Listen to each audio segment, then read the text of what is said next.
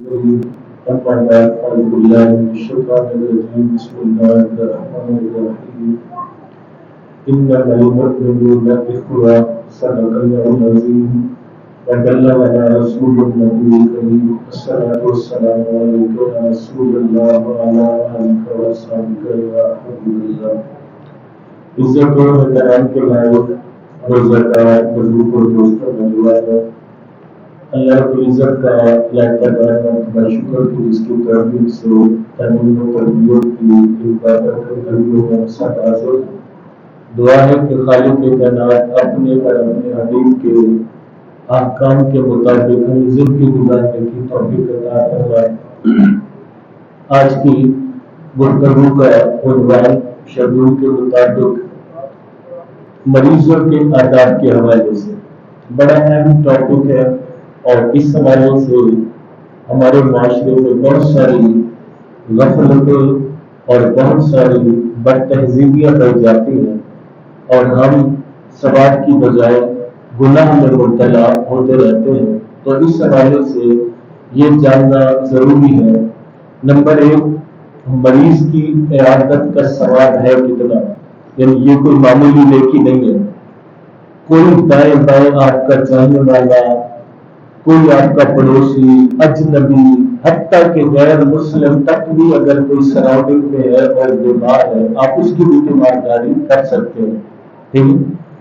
کتنا بڑا ثواب ہے۔ حضرت انس رضی اللہ تعالیٰ عنہ اس حدیث کے راوی ہیں کہ حضور اکرم صلی اللہ علیہ وسلم نے فرمایا کہ جو بندہ صبح کے وقت کسی مریض کی عیادت کرتا ہے، کسی مریض کی عیادت کرتا ہے، تیمارداری کرتا ہے، اگر صبح کے وقت کرتا ہے تو شام تک 50,000 فرشتے اس مریض کی تیمارداری کرنے والوں کے لیے رحمت کی دعا کرتے رہتے ہیں۔ اور اگر شام کو کسی مریض کی تیمارداری کرتا ہے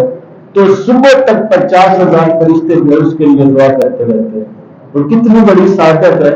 کہ ایک ایسا عمل اور ایک ایسی نیکی کہ جس کے کرنے کے بعد اللہ کے فرشتے ہمارے لیے دعا کرنے والے بن جائے اور اللہ کے فرشتے ہمارے لیے رحمت کے پر بچھانے والے بن جائے، اس سے بڑھ کر اور سعادت کی کیا بات ہو سکتی ہے۔ دوسرا، اسلام نے ہمارا ایک دوسرے کے ساتھ جو رشتہ بنایا ہے، قرآن مجید کہتا ہے کہ مسلمان جو ہے مومن آپس میں بھائی بھائی ہے، اخوت کا رشتہ ہے۔ اور پھر یہی اخوت کا رشتہ سرکاری اسلام نے بھی قائم کیا، المسلم اور المسلم، کہ مسلمان مسلمان کا بھائی ہے۔ تو آقا کریم صلی اللہ علیہ وسلم نے فرمایا کہ ایک مسلمان کے دوسرے مسلمان پر 6 حق ہیں، 6 آداب ہے۔ نمبر 1، اگر وہ سلام کرے تو اس کے سلام کا جواب دو، ٹھیک ہے۔ اور ایک حدیث میں کہ جب تم مسلمان بھائی سے ملو، ٹھیک ہے، تو اس کو سلام کرو۔ یہ اس لیے میں دونوں باتیں عرض کر رہا ہوں کہ سلام لینے میں اور سلام دینے میں ہمیں اس انتظار میں نہیں ہونا چاہیے کہ وہ مجھے کرتا ہے تو میں اس کو سلام کروں گا، وہ مجھے سلام کرے گا تو میں جواب دوں گا، ٹھیک ہے، وہ میرے سلام کا جواب نہیں دیتا اس لیے میں اس کو سلام کا جواب نہیں دوں گا، یہ نہیں، بلکہ مسلمان ہے، کلمہ گو ہے، آپ کا آمنا سامنا ہے، کوشش کریں کہ آپ سلام میں پہل کریں، چاہے وہ جاننے والا ہے نہیں جاننے والا، چاہے وہ آپ کا قریبی ہے نہیں قریبی ہے، سلام حضور صلی اللہ علیہ وسلم فرماتے ہیں افشوا السلام، سلام کو پھیلاؤ۔ اس لیے کہ جب ہم السلام علیکم کہتے ہیں یا وعلیکم السلام کہتے ہیں، ایک دعا ہے، ٹھیک ہے، اور نہیں معلوم کہ کس لمحے اس دعا کی قبولیت کا وقت وہ سلام کہتے ہوئے قبول ہو جائے یا سلام لیتے ہوئے قبول ہو جائے۔ بلکہ صحابہ کرام کا تو یہ طریقہ ہوتا تھا کہ وہ سلام لینے کے لیے بہت جو ہے وہ طویل انتظار بھی کرتے تھے۔ حضور صلی اللہ علیہ وسلم ایک صحابی کے گھر میں گئے تو آپ نے جو ہے وہ دروازہ نوٹ کیا اور ساتھ میں کیا السلام علیکم، اندر سے صحابہ نے وعلیکم السلام کہہ دیا لیکن دروازہ نہیں کھولا۔ حضور نے پھر اسی طرح السلام علیکم بولنا، دروازہ کھٹکھٹایا، صحابہ نے جواب دیا لیکن دروازہ نہیں کھولا۔ 3 مرتبہ حضور صلی اللہ علیہ وسلم نے ایسا کیا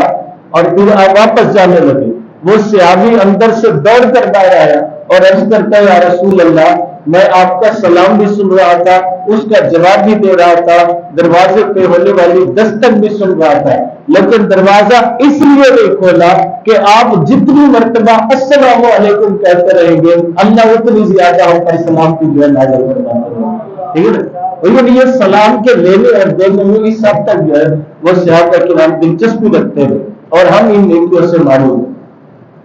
حضور نے فرمایا کہ جب مسلمان ملے تو سلام کرو یا سلام کا جواب دو۔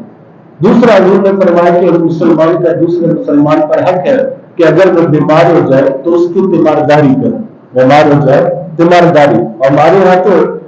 بدبختی کا یہ عالم ہے کہ یہاں پر تو ایک مسلمان کا دوسرے مسلمان کے ساتھ تعلق، کئی میں نے ماں باپ ایسے دیکھے،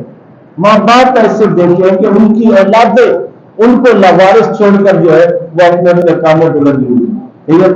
باپ ہے اس کو بیٹے کی ضرورت ہے، ماں ہے بیٹے کی ضرورت ہے، علاج معالجوں کی ضرورت ہے، دوائی کی ضرورت ہے۔ تو جب ایک مسلمان کا مسلمان کے لیے یہ عدد ہے کہ بیمار ہو جائے تو اس کی تیمارداری کی جائے، تو وہاں پہ والدین کو لاوارث کیسے چھوڑا جا سکتا ہے؟ پھر حضور نے فرمایا کہ اگر مسلمان کو چھینک آئے تو یرحم کلمہ کہے، ٹھیک ہے، یہ حق ہے۔ یہ میں نے ایک دن پہلے درس میں عرض کر دیا تھا کہ جب چھینک آتی ہے تو وہ ہاتھ بھی یہ بند ہو جاتی ہے، تو اس کے بحال ہونے پر جو ہے یرحم اللہ کی دعا دی جاتی ہے۔ اسی طرح حضور نے فرمایا کہ اگر وہ فوت ہو جائے تو اس کی نماز جنازہ میں شرکت کریں، ٹھیک ہے، نماز جنازہ میں شرکت جو ہے وہ آج کے دور میں امیر غریب کی بنا پہ ہو رہی ہے، یہ نہیں ہونا چاہیے۔ کلمہ پڑھنے والا ہے، حضور کے دین کا نام لینے والا ہے، چاہے وہ کسی کلی اور جھگی میں رہنے والا کیوں نہیں، دوسرے مسلمانوں پر حق ہے کہ اس کی نماز جنازہ میں شریک ہے، ٹھیک ہے۔ یہ نہیں ہے کہ کوئی مطلب لینڈ لائن ہے، کوئی بزنس والا ہے، کوئی بینک بیلنس والا ہے، کوئی جو ہے وہ شہرت رکھنے والا ہے تو اس کے جنازے میں جایا جائے، اور غریب بن جائے تو اس کو غسل کرنے کے لیے نہ، ٹھیک ہے، تو یہ زیادتی ہوگی اور اپنے آپ کو گناہگار کرنے کے مترادف ہوگا۔ اور اسی طرح سرکار اسلام نے جو ہے ایک مسلمان کے دوسرے مسلمان کے ساتھ جو آداب کا معاملہ ہے کہ وہ جب اس کو ضرورت ہے اور وہ تمہیں بلائے تو اس کی ضرورت پوری کرے، کتنا پیارا دین اور اسلام ہے۔ حتیٰ کہ سرکار اسلام نے تو ان تعلقات کو نبھاتے ہوئے غیر مسلموں کے ساتھ بھی جو ہے تیمارداری کا اہتمام کی۔ حدیث مبارکہ موجود ہے، رسول اللہ صلی اللہ علیہ وسلم کے ساتھ جو ہے مدینہ کے بچے جب آپ کے ساتھ پیار لینے آتے تھے، حضور کے سامنے آ کے کھیلتے تھے، تو ان بچوں میں ایک یہودی بھی ہوتا ہے۔ وہاں کریم صلی اللہ علیہ وسلم جو ہے جہاں مسلمان بچوں کے ساتھ پیار کرتے وہاں اس یہودی کے ساتھ بھی پیار کرتے۔ کئی دنوں سے وہ یہودی نظر نہیں آیا تو حضور اکرم صلی اللہ علیہ وسلم نے پوچھا وہ یہودی بھی آیا بچہ، تو بتایا گیا یا رسول اللہ وہ بیمار ہے۔ آقا کریم نے صحابہ کو ساتھ لیا اور آقا کریم نے فرمایا اگر وہ بیمار ہے تو آؤ اس کی تیمارداری کرنے جاتے۔ یہودی کے بچے تیمارداری کرنے گئے، جب حضور اکرم صلی اللہ علیہ وسلم نے دیکھا کہ وہ بچہ بیماری کے اس سٹیج پر ہے کہ اس کا بچنا مشکل ہے، تو آقا کریم صلی اللہ علیہ وسلم نے اس کو اسلام کی دعوت دی اور آقا کریم نے فرمایا کہ بیٹا میں چاہتا ہوں کہ تمہاری آخرت خراب نہ ہو،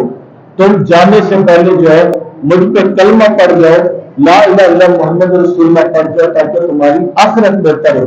اس بچے نے اپنے باپ کی طرف دیکھا تو باپ نے بھی کہا کہ بیٹا جیسے ابو القاسم کہتے ہیں آپ ویسے کر لیں، جیسے مسلمانوں کے نبی کہتے ہیں آپ ویسے کر لیں۔ تو سرکار اسلام نے جب اس بچے کو دیکھا کہ وہ میری طرف اس طرح حسرت والی نظروں سے دیکھ رہا ہے تو آقا کریم صلی اللہ علیہ وسلم نے اس کے باپ کی طرف سے ملنے والی اجازت پہ یہ دیکھا کہ اس بیٹے نے جو ہے کلمہ پڑھا اور مسلمان ہو گیا۔ جب مسلمان ہوا تو سرکار اسلام نے فرمایا کہ میں یہاں پہ ہوں یا نہ ہوں، یہ بچہ جب بھی اس دنیا سے رخصت ہو مجھے بتانا کہ اس بیٹے کی نماز جنازہ میں نبیوں کا سردار محمد مصطفیٰ کو دا کے پڑھاؤں، ٹھیک ہے۔ اب یعنی حضور صلی اللہ علیہ وسلم کی یہ سیرت ہے کہ آپ کی سیرت ہے کہ آپ نے جو ہے وہ غیر مسلم بچے کی تیمارداری کا اہتمام کیا اور پھر اس کا انعام یہ ملا کہ وہ بچہ جو ہے کلمہ پڑھ کر مسلمان ہو گیا، ٹھیک۔ تو ایک ہم ہے کہ بجائے ایک مسلمان کے ساتھ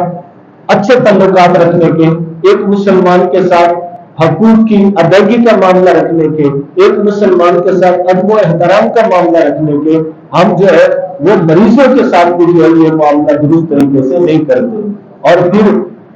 تیسرا ادب یہ ہے کہ جب کسی مریض کو تیمارداری کرنے کے لیے جائے، اس کے پاس جا کے منفی گفتگو نہ کرے، نیگیٹو باتیں نہ کرے۔ ہمارے یہاں یہ بے ادبی ہے بہت بڑی کہ جب ہم کسی مریض کو پوچھنے کے لیے جاتے ہیں تو وہاں پہ ہم منفی باتیں اتنی کرتے ہیں کہ اس بیمار بندے کو مرنے سے پہلے مار کے آتے ہیں۔ مثال کے طور پر وہاں پہ جا کے ہماری گفتگو یہ ہوتی ہے، اور یار تجھے بیماری لگ گئی، اور میرا فلانا رشتے دار شیو بھی ایک بیماری لگی سی نہیں بچے گا، اور میرا فلانا شیو بھی مر گئی، اور میرا فلانا شیو بھی مر، بڑی بڑی بیماری، بڑی گندی بیماری۔ نہیں، اس کو حوصلہ دینا ہے، اس کو صبر دینا جا کے، ٹھیک ہے۔ یہ اس طرح کے جو بندے ہوتے ہیں نا، یہ دو موقعوں پہ لازمی آتے ہیں، ایک جب آپ مکان بنا رہے ہوتے ہیں، اور دوسرا جب آپ کے گھر میں کوئی مریض ہوتا ہے، ٹھیک ہے۔ تو ان کی یعنی یہ نیچر میں ہوتا ہے کہ انہوں نے یہ نیگیٹیوٹی پھیلانی ہوتی ہے۔ مکان بناتے ہوئے بھی ایسے دن بلائے آ جائیں گے کہ مستری بول کام کر فلانے گھر، اور نہ ادھر گل نہ کریں، میں بنایا سی لنٹر دیکھ دیا سی، ٹھیک ہے، میں فلانی دیوار بنوائی سی اور نہیں سکھایا گیا، وہ بیچارے کو ٹینشن میں مبتلا کر کے ایسے کام کر۔ اسی طرح مریض کرتا ہے، ٹھیک ہے۔ اگر وہ کسی حکیم ڈاکٹر سے علاج کروا رہے تو وہاں پہ ٹینشن میں ڈال ہے، ادھر کوئی دوائی نہ لے، ٹھیک ہے، جتنے مرضی لینا ہے، ایک بڑا غلط ٹیمپو ہے۔ تو اس طرح کی باتیں مریض کے پاس نہیں کرنی، اس کے پاس جا کے حوصلے کی باتیں کرنی ہے، صبر دلانا ہے، اس کو کہنا ہے کہ یار یہ زندگی کا حصہ ہے، بیماری، خوشی، غمی، دکھ، بلکہ انسان کی زندگی میں تو فطرت یہ ہے کہ اپنا وہ تفسیر البیان میں یہ روایت موجود ہے کہ جب اللہ تعالیٰ نے آدم علیہ السلام کا مجسمہ بنایا نا، تو اس مجسمے پر اللہ تعالیٰ نے 40 دن بارش نازل فرمایا، 40، یعنی ابھی روح نہیں پھوٹی، اللہ نے 40 دن بارش نازل کی گئی۔ 40 دنوں میں سے 39 دن اللہ نے غم کی بارش اس پہ برسائی، اور ایک دن خوشی کی بارش برسائی۔ تو وہ جو بارش کی ریشو آدم علیہ السلام کے مجسمے پہ ہے نا، وہی خوشی اور غمی کی ریشو جو ہے انسان کی زندگی میں، یعنی 39 پریشانی ہوگی اور اس کے بعد 40 دن جو ہے اس کو خوشی ہوگی۔ تو یہ پارٹ آف لائف ہے، پارٹ آف نیچر ہے، انسان کی زندگی میں یہ معاملات چلتے رہتے ہیں۔ تو مریض کے پاس جائیں تو جو ہے اس کو حوصلہ دے، صبر دے، اس کو جو ہے مرنے سے پہلے مارنے والا کام نہ کرے۔ اور پھر ایک قدم یہ بھی ملحوظ رکھنا چاہیے کہ کسی بھی مریض کو پوچھنے کے لیے جائے، اپنے ٹائم کے مطابق نہ جائے، اس کے ٹائم کے مطابق جائے، کہ وہ کب مطلب فری ہوتا ہے اور کب ایزی ہوتا ہے کہ میں اس ٹائم میں جو اس کی تیمارداری کروں۔ یہ نہ ہو کہ وہ بیچارہ آرام کرنے کے وقت میں ہو، وہ اس کیفیت میں تو اس سے کوئی بات ہی نہ کرے اور آپ جا کے اس کے پاس گھنٹہ بیٹھ جائے، ٹھیک ہے۔ تو یہ جو ہے ایک بد مزاجی بھی ہوگی، بد تہذیبی بھی ہوگی، اور مریض کے آداب کے خلاف بھی ہوگا۔ اور تیسری یہ بھی ادب ہے کہ کھانے کے وقت میں مریض کی عادت کے لیے لا جائے، ٹھیک ہے۔ کھانے کے وقت ہمارے یہاں جو پری پلان بعض مطلب ایسے کرتے ہیں، پری پلان کہ مطلب جان بوجھ کے ایسے وقت پہ جایا جائے گا کہ جو کھانے کا وقت ہے تو اس کی تکلیف اگر دور نہیں کر سکتے تو کم سے کم اس کو اور اس کے گھر والوں کو تکلیف میں مبتلا بھی نہیں کرنا چاہیے۔ اور جب بھی مریض کے پاس جائے، ہسپتال جائے، اس کے گھر جائے، یہ سنت ہے حضور صلی اللہ علیہ وسلم کی، عملی سنت بھی اور قولی بھی۔ حضور فرماتے ہیں اس کے پاس زیادہ دیر نہ بیٹھو، مختصر وقت کے لیے بیٹھو، دعا دو، حوصلہ دو، اور اپنے گھر کو جو ہے واپس آ جائے۔ تو یہ مریض کے آداب کے حوالے سے جو آداب تھے، اس میں اہم ترین یہ ہے کہ جب بھی سراؤنڈنگ میں جو ہے کوئی ہمارا مسلمان بیمار ہوتا ہے، کوئی پڑوسی بیمار ہوتا ہے، اس کی بھلائی اور خیرائی کے لیے اور اپنے سب سے حق ادا کرنے کے لیے اس کی تیمارداری بغیر اس کے کالر بولے، بغیر اس کے امیر غریب ہونے اور بغیر اپنے پرائے ہونے کے اس کی تیمارداری کی جائے، اس کا حوصلہ بڑھایا جائے۔ اللہ تعالیٰ جملہ مریضوں کو صحت بھی عطا فرمائے اور ہمیں حضور کی اس سیرت پر اور اس حکم پر عمل کرنے کی توفیق بھی عطا فرمائے۔ جی جی بسم اللہ، بسم اللہ، نہیں کوئی جی جی ایسا اللہ یہ پنکھا بند جی بالکل ٹھیک ہے بسم اللہ۔ رحمت فرما دیں، اور میں اپنی فیملی میں اور میں اپنے دوستوں میں آپ کو منع کرتا ہوں کہ کھانا کے جائیں جی فوجی میں تو کھانا نہ کھائیں، ٹھیک وہ بھی میری رحمت فرما دیں کہ میں صحیح کرتا ہوں یہ بات۔ جی بسم اللہ الرحمن الرحیم۔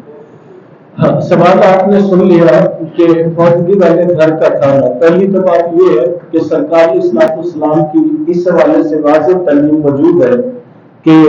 جس گھر میں فوجی ہو جائے اس گھر میں جو ہے 3 دن آگ نہیں جلنی چاہیے، یعنی اس گھر میں جو ہے 3 دن کھانا نہیں پکنا چاہیے۔ اہل محلہ کی ذمہ داری ہے، رشتہ داروں کی ذمہ داری ہے کہ فوجی والوں کو جو ہے وہ 3 دن تک کھانا اپنے گھر سے بنا کے ان کو کھلائے، ٹھیک ہے۔ تو جب فوجی والے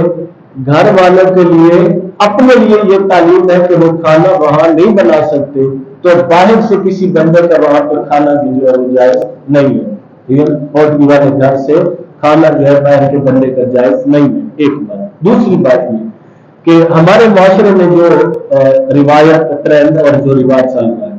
ہمارے معاشرے میں یہ چل رہا ہے کہ جب کہیں پہ فوتگی ہو جاتی ہے تو الحمدللہ موسٹلی ایسا ہے، کسی جگہ پہ اگر ایسا نہ ہو تو